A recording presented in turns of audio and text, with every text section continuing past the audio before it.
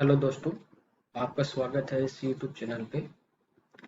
आज हम पढ़ेंगे नंबर सिस्टम के बारे में, संख्या पद्धति, जो आपके हर एक एग्जाम में क्वेश्चन आते हैं और ये अपने आप में एक बहुत बड़ा चैप्टर है। अभी जो आने वाली एग्जाम है, सीईटी है, रीट है, उन सब में ये टॉपिक है। तो आज अपन पढ़ेंगे संख्याओं के बारे में, कौन कौन सी संख्याएं होती हैं, उन पे कैसे क्वेश्चन आते हैं, आपस में उनका क्या रिलेशन है, ये सब अपन आज पढ़ेंगे। ठीक है, तो सबसे पहले देखिए नंबर। नंबर की अपन बात करें और एक डिजिट। नंबर यानी संख्या, तो संख्या कुछ भी हो सकती है, वो एक अंक की भी हो सकती है, दो अंक की भी हो सकती है। ठीक है, और बड़ी भी हो सकती है, तीन चार पाँच कितने भी अंक की। और डिजिट यानी अंक। ठीक है, तो अंक फिक्स है, आपको भी पता है। अंक की अपन बात करें तो अंक होते हैं 0, 1, 2, 3, 4, 5, 6, 7, 8 और 9। खाली अंक की बात करें तो 0 से 9 तक यही अंक होंगे।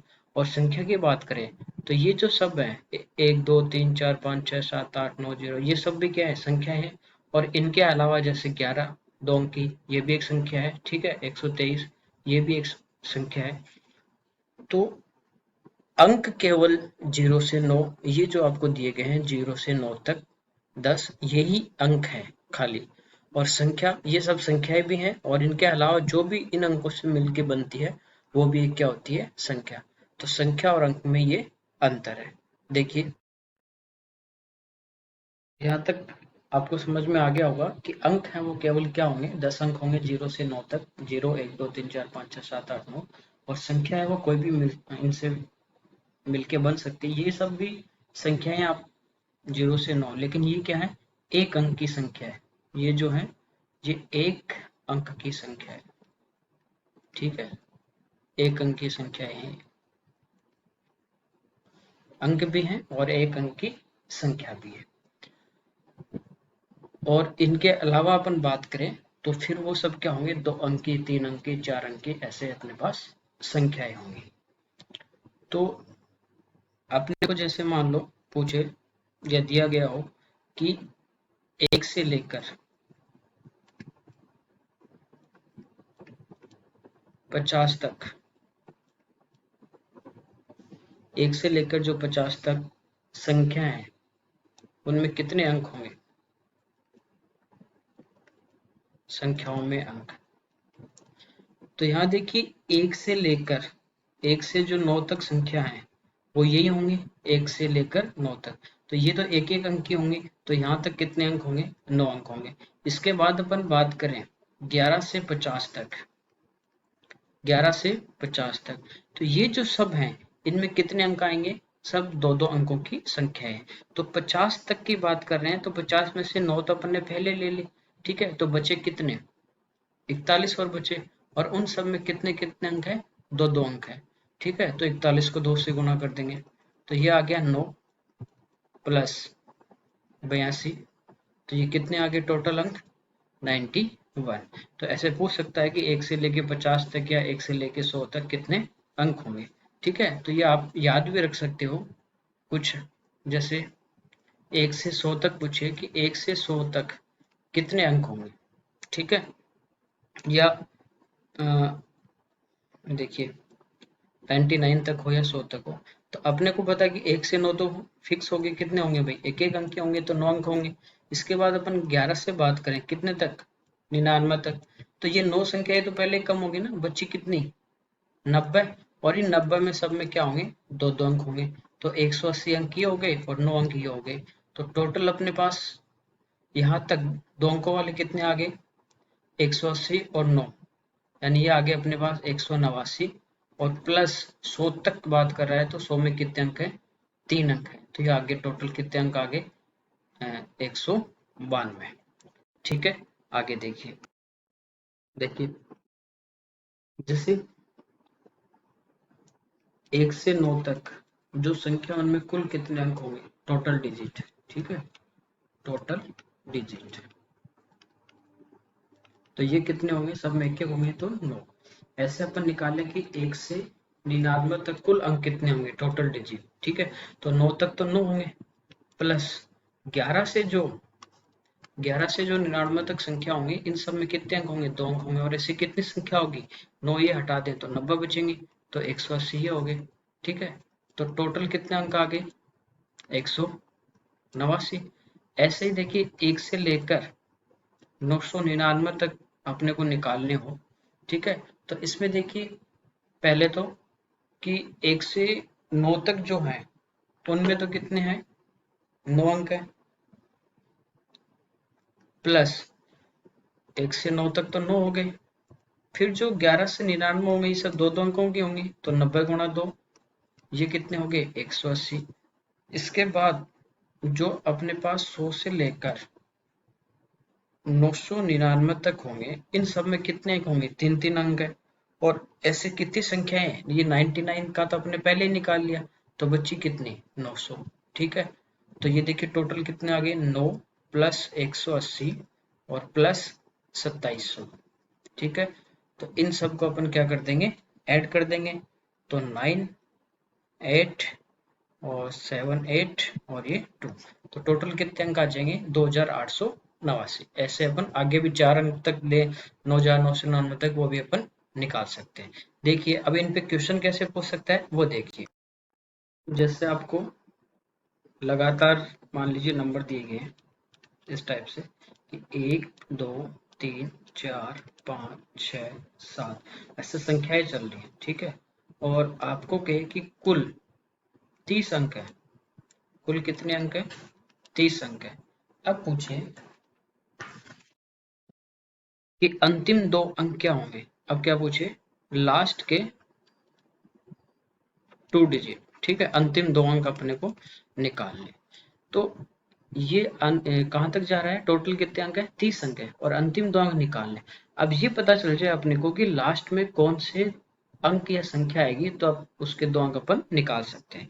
तो देखिए कैसे निकालेंगे, आपको पता है कि 1 से लेकर 9 तक सब में एक एक अंक होता है संख्या में।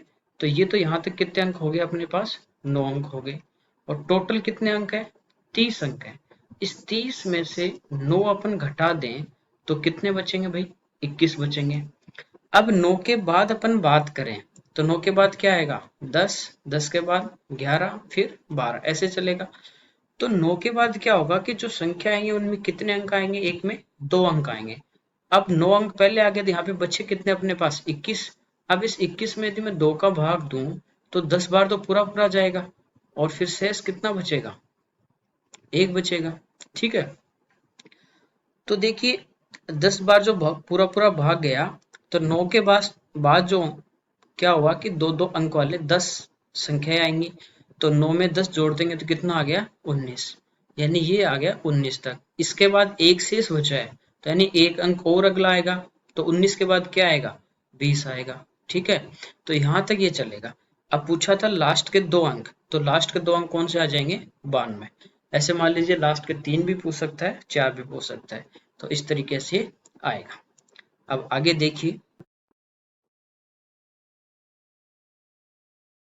देखिए एक होता है फेस वैल्यू और एक होता है प्लेस वैल्यू, ठीक है। एक पूछा जाता है फेस वैल्यू और एक होता है प्लेस। फेस वैल्यू यानी जातीय मान,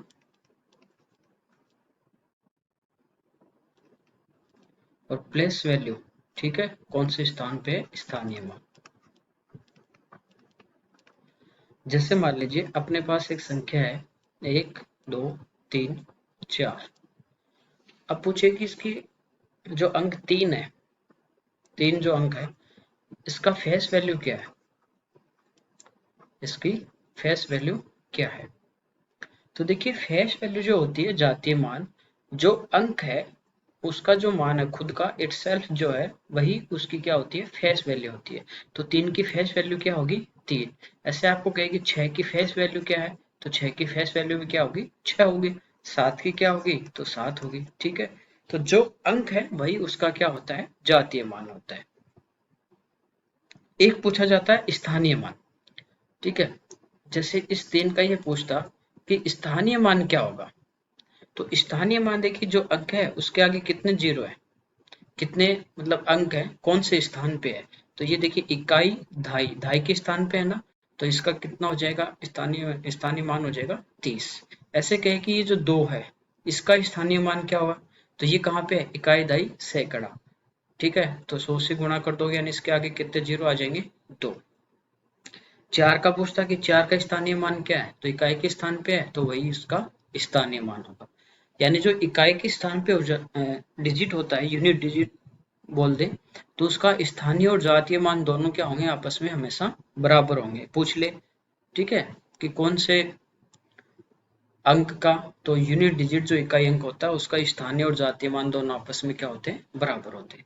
यहाँ पे देखिए एक का अपन बात करें कि एक की प्लेस वैल्यू क्या होगी, तो एक के आगे कितने डिजिट हैं, 3, तो 3 जीरो लगा देंगे, तो एक का स्थानीय मान क्या हो जाएगा, 1000 हो जाएगा।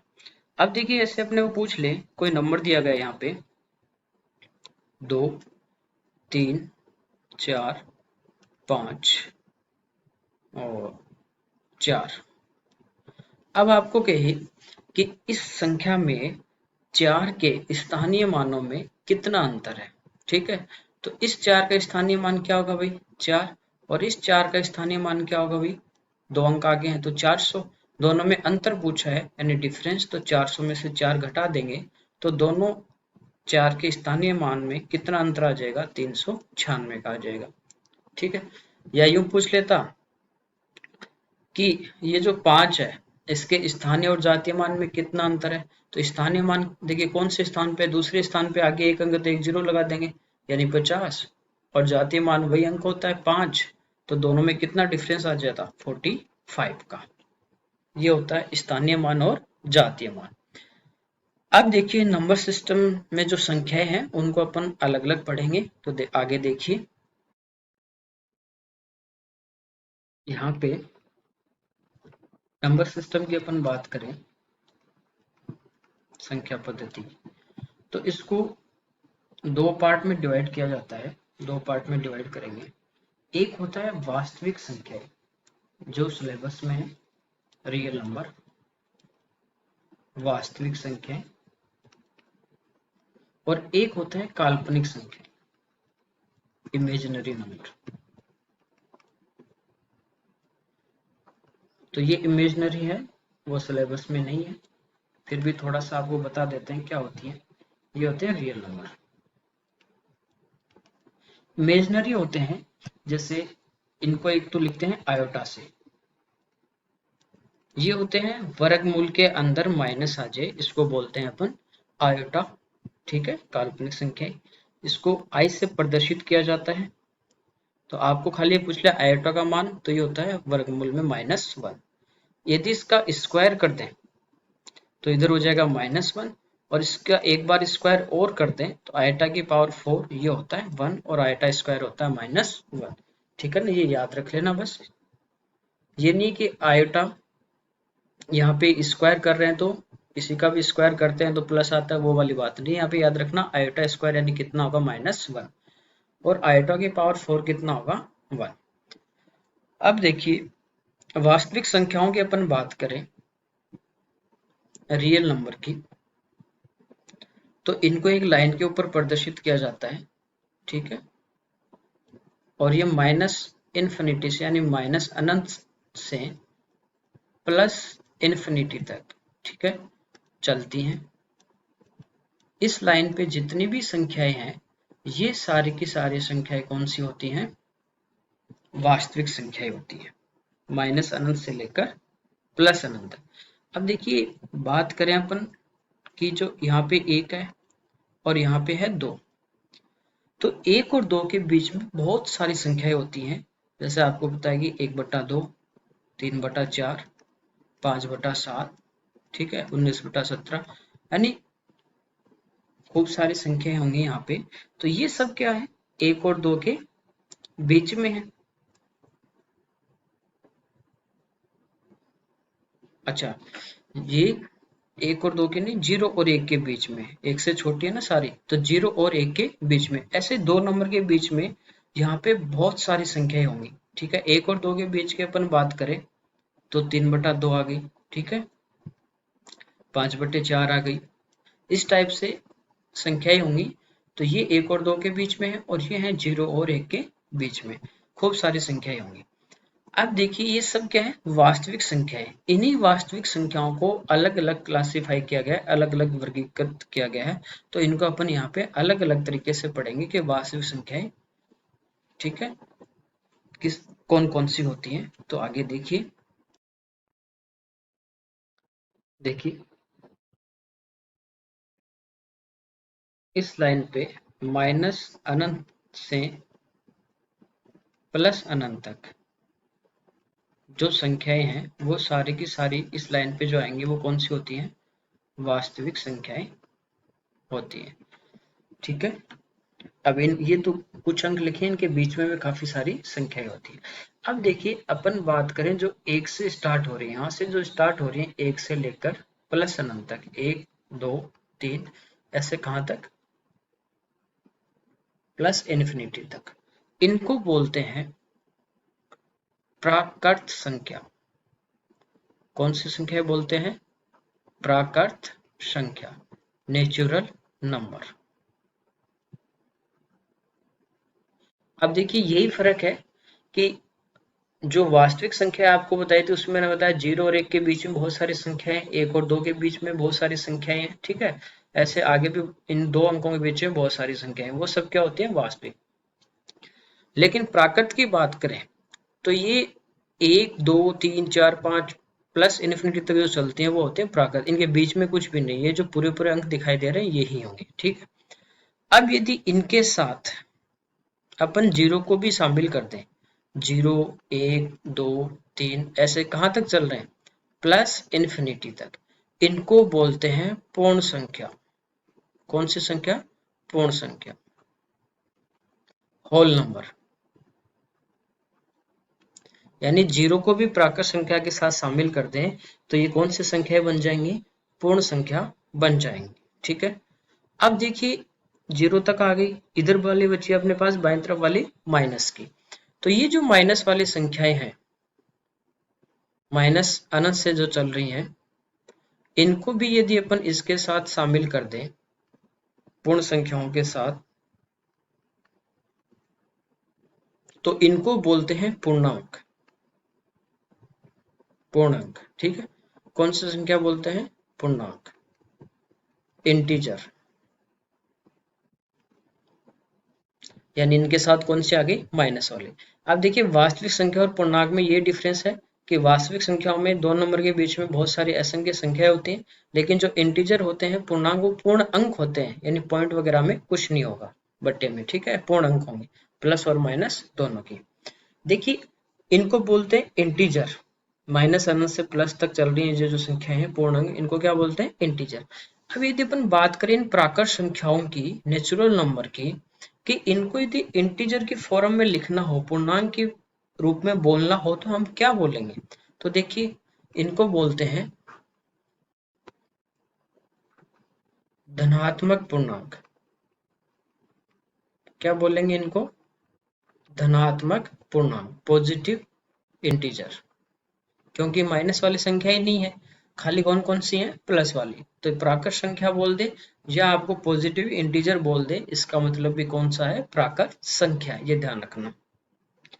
अब अपन बात करें पूर्ण संख्या की, होल नंबर के, इनको यदि इंटीजर के रूप में बोलना हो तो क्या बोलेंगे।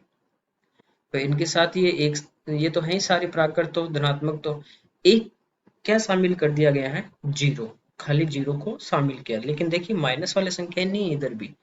तो पूर्ण संख्या को क्या बोलते हैं, तो पूर्ण संख्या को बोलते हैं इंटीजर के रूप में non negative integer, non negative integer. यानी कौन सी संख्या नहीं है, माइनस वाली, ठीक है, धनात्मक है और 0 है, खाली कौन सी संख्या इनके साथ नहीं है, माइनस माइनस वाली नहीं है, तो इनको बोलते हैं अपन नॉन नेगेटिव इंटीजर, ठीक है। यहां तक 0 जो होता है, ये ना तो ही पॉजिटिव होता है, धनात्मक होता है, और ना ही ये ऋणात्मक होता है, ठीक है ना। इसलिए ना तो ये पॉजिटिव है और ना ही नेगेटिव है, इसलिए क्या हो गई, नॉन नेगेटिव इंटीजर हो गए। यहाँ तक आगे समझ में, यानी ये हो गए अऋणात्मक पूर्णांक। खाली कौन से नहीं है, माइनस वाले नहीं है। तो अऋणात्मक पूर्णांक बोले इसका मतलब यही होता है, कौन सी है, पूर्ण संख्याएं। अब आगे देखते हैं, ठीक है, इन पे क्वेश्चन देखते हैं एक बार। एक दो आए हुए क्वेश्चन देख लेते हैं यहाँ पे। जैसे क्वेश्चन है, यदि q plus r greater than p plus s and p plus s से बड़े हैं q प्लस आर एवं p प्लस क्यू बड़ा है r प्लस एस से, यह निश्चित है कि p q r s धनात्मक पूर्ण संख्याएं हैं, ठीक है। ये आर एस में आया क्वेश्चन है, आर एस प्री में 2015 में। धनात्मक पूर्ण संख्याएं, इसका मतलब है वही जो मैंने बताया कि इंटीजर के रूप में अपन पूर्ण संख्याओं को क्या बोलेंगे, सॉरी प्राकृत संख्याओं को, उनको बोलेंगे धनात्मक पूर्णांक। तो धनात्मक पूर्ण संख्या मतलब जीरो नहीं होगा, क्योंकि जीरो क्या होता है, ना पॉजिटिव ना नेगेटिव होता है। तो यहाँ पे दिया है कि q प्लस आर ये ग्रेटर देन है p प्लस एस से, और दूसरा दिया है p plus Q greater then है r प्लस एस से, ठीक है। और ये चार ऑप्शन में आपको रिलेशन दिए गए, कौन सा बड़ा या छोटा है, और ये दो अपने को दिए गए हैं।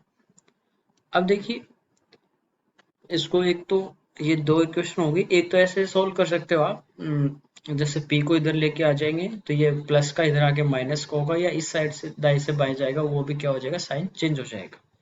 या इन दोनों को मैं जोड़ दूं, प्लस कर दूं, तो इधर देखिए q और ये q दोनों क्या हो जाएंगे, दो बन जाएंगे, और ये बनेगा p plus r plus two q, greater than का साइन है, इधर आ जाएगा p plus r plus two s, दो बार आया एस।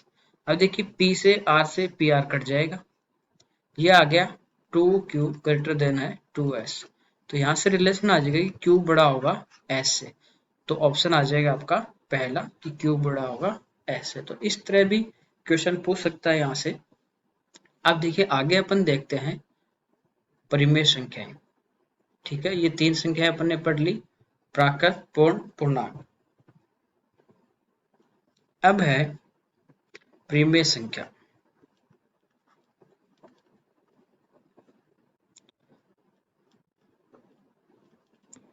रेशनल नंबर,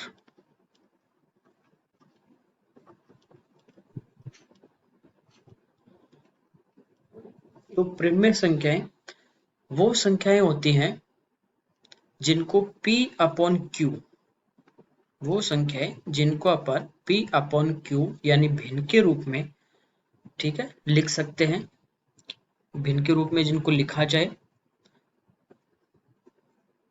और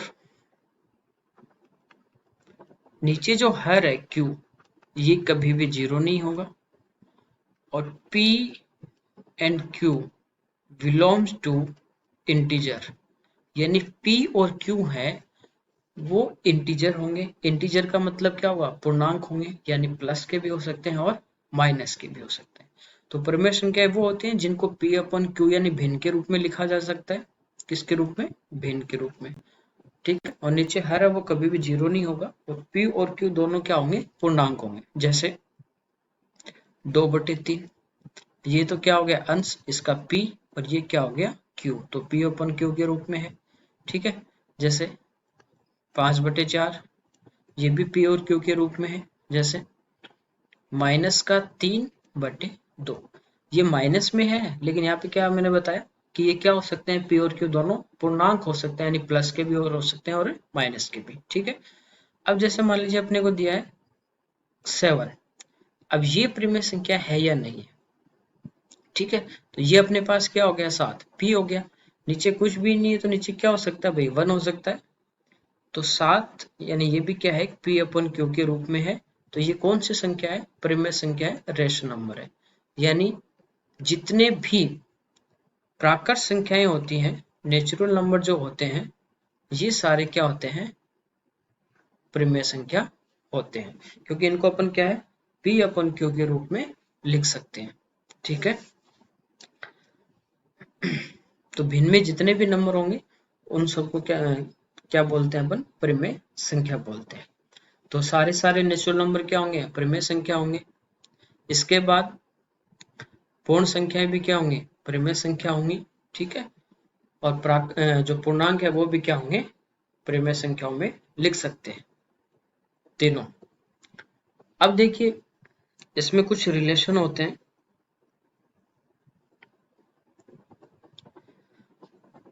परिमेय संख्याओं को यदि अपन बात कर रहे हैं, परिमेय संख्याओं की,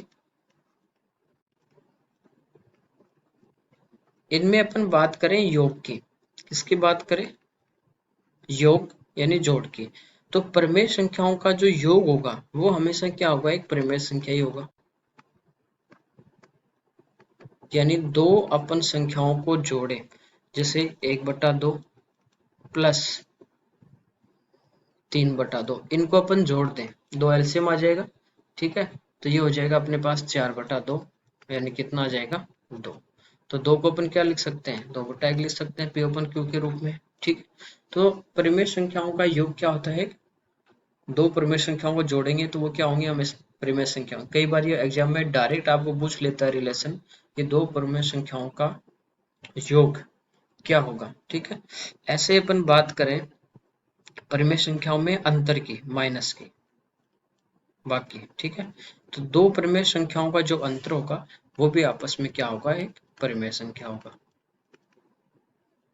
ठीक है, ऐसे ही बात करें अपन गुणा की, कि दो परिमेय संख्याओं का जो गुणन है, गुणनफल है, वो हमेशा क्या होगा, परिमेय संख्या होगा। ऐसे ही भाग की यदि अपन बात करें तो दो परिमेय संख्याओं का जो भाग है ये भी हमेशा क्या होता है, परिमेय संख्या होता है। ठीक है, यानी परिमेय संख्याएं जो है वो योग, अंतर, गुणा और भाग में हमेशा क्या होती है, समवर्त होती है। ठीक है, परिमेय संख्याएं जो है वो इन चारों में हमेशा क्या होंगी, समवर्त होंगी। ठीक है, समवर्त का मतलब होता है कि कोई भी जो संख्या है वो वापस उसी रूप में अपने पास आ जाए। समवर्त का मतलब है उसी रूप में आ जाए।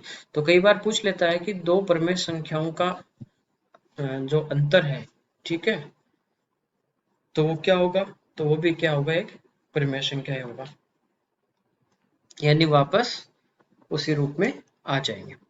अब देखिए अपन आगे पढ़ते हैं अपरिमेय संख्याएं। कौन सी, अपरिमेय संख्याओं की बात करें,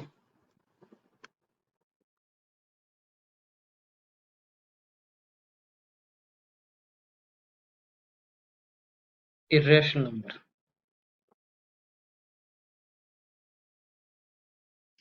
तो अपरिमेय संख्याएं वो होती हैं जिनको P अपॉन Q के रूप में अपन नहीं लिख सकते।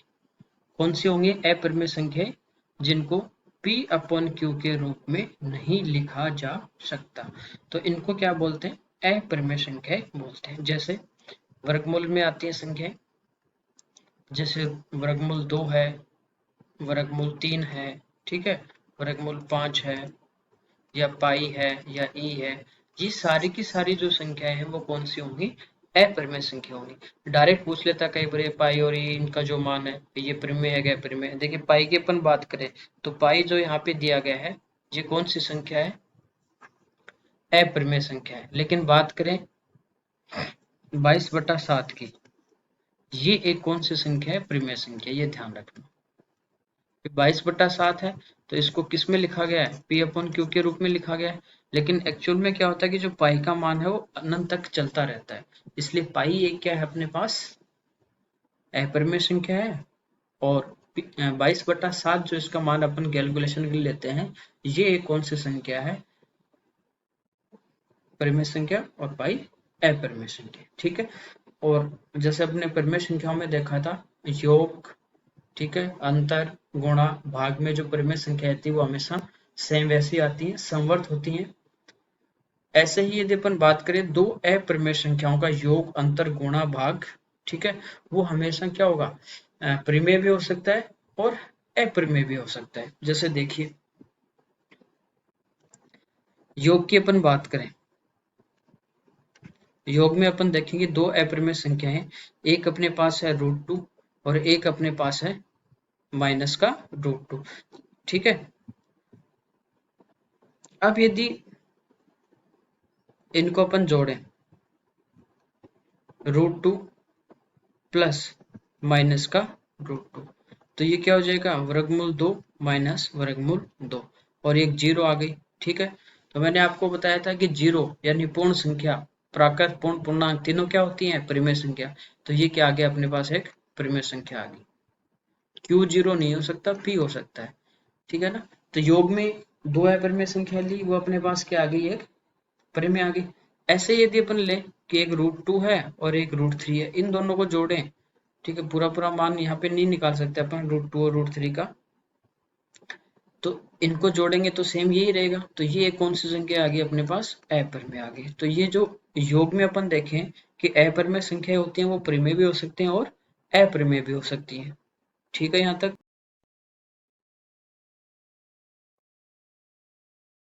ऐसे ही माइनस की अपन बात करें, अंतर में अपरिमेय संख्या, यदि दो अपरिमेय संख्या लें और उनके अंतर में वो क्या होंगी, सवर्त होंगी या विवर्त होंगी, यदि अपनी अपन देखें तो जैसे एक दो संख्या ली √2 और √2, इनको यदि माइनस करें तो जीरो आ गया, जीरो आ गया तो इसका मतलब ये क्या होंगी, परिमेय होंगी, ठीक है। ये अपन एक संख्या लें √3 और एक ले √2, माइनस करेंगे तो ये कौन सी संख्या आ गई, अपरिमेय संख्या होगी। तो यानी अंतर की अपन बात करें तो अपरिमेय संख्याएं जो होती हैं वो क्या होंगी, परिमेय भी हो सकती हैं और अपरिमेय भी हो सकती हैं। ऐसे √2 इंटू √2 करेंगे, गुणा में देखें अपन कि √2 इंटू √2 है, रूट से रूट हट जाएगा तो 2, ये क्या आ गया, 2/1 यानी परिमेय आ गया। और यदि अपन बात करें √2 इंटू √3 की, तो ये एक √6 आ गया, और √6 अपने पास क्या है, एक अपरिमेय संख्या है। तो गुणा में भी ये दोनों होती हैं, क्या होंगी, परिमेय भी हो सकती हैं और अपरिमेय भी हो सकती हैं, ठीक है। ऐसे अपन भाग की बात करें, जैसे भाग में अपन देखें एक संख्या है √75 और इसको डिवाइड करना है √3 से। ये दो संख्याएं थी, दोनों क्या थी, √75 और √3 जो है वो अलग अलग अपन देखें तो अपरिमेय संख्या है। अब देखो 75 क्या होता है, 25 गुणा 3 होता है, नीचे √3 है, इसको करेंगे तो √25 गुणा √3 बट्टे √3, ये कट जाएगा और 25 का वर्गमूल कितना आ जाएगा, 5, यानी 5/1, ये P/Q के रूप में, ठीक है। दूसरा देखें एग्जाम्पल, √15 है और √3 है। √15 क्या होगा भाई, 5 गुणा 3 होगा।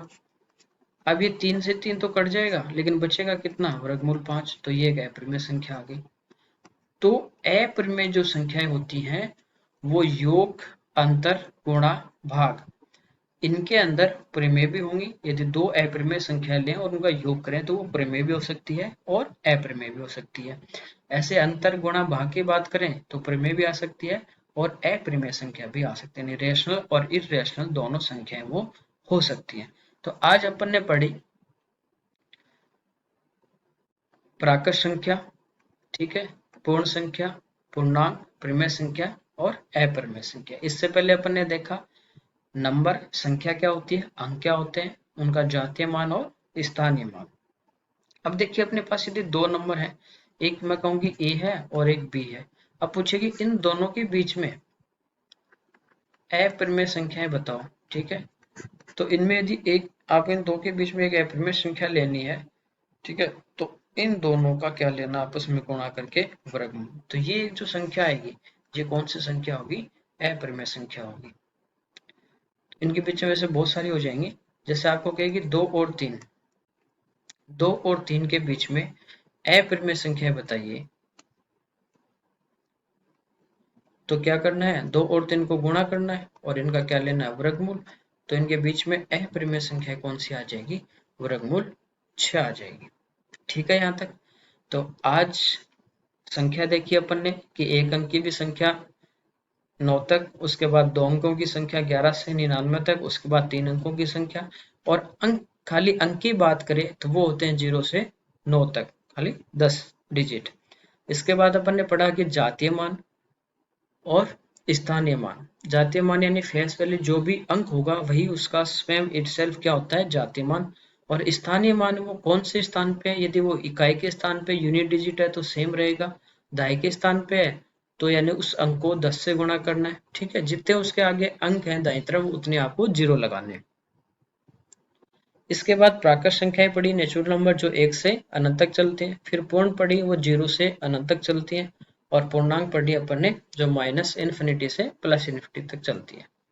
प्रिमिय संख्याएं जो p अपॉन क्यूब के रूप में लिखते हैं, p अपॉन क्यू के रूप में। q कभी भी 0 नहीं होगा और p और q दोनों पूर्णांक होंगे, यानी प्लस के और माइनस के हो सकते हैं। और इसके बाद अपन ने पढ़ी अप्रिमेय जो p अपॉन क्यू के रूप में नहीं लिखी जा सकती। ठीक है यहाँ तक। अब अपन पढ़ेंगे अगली क्लास में बाकी संख्याएं। ठीक है।